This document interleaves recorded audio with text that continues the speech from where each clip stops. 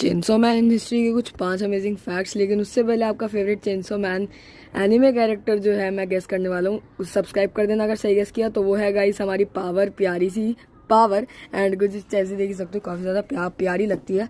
पहला फैक्ट जो है गाइस, चेनसो मैन 1997 में जो है सेट हुआ था। एंड ये दूसरा फैक्ट ये है कि आकी सिर्फ पूरी एनिमे में 5 बार ही स्माइल करता है। तीसरा फैक्ट ये है कि जो है देंजी ने माई हीरो अकेडमी में भी कैमियो अपीयरेंस दिया था। चौथा फैक्ट ये है कि यहाँ पे जो है चेनसो मैन को मोस्ट डेथ अवार्ड मिला है एनिमे का। एंड पांचवा जो हमारा आखिरी फैक्ट है कि guys chainsaw man American chainsaw की ये एक इंस्पिरेशन है। ऐसी और कूल एनिमे वीडियोस के लिए जो है आप हमारे चैनल आरजी एनिमे को जो है सब्सक्राइब कर सकते हैं।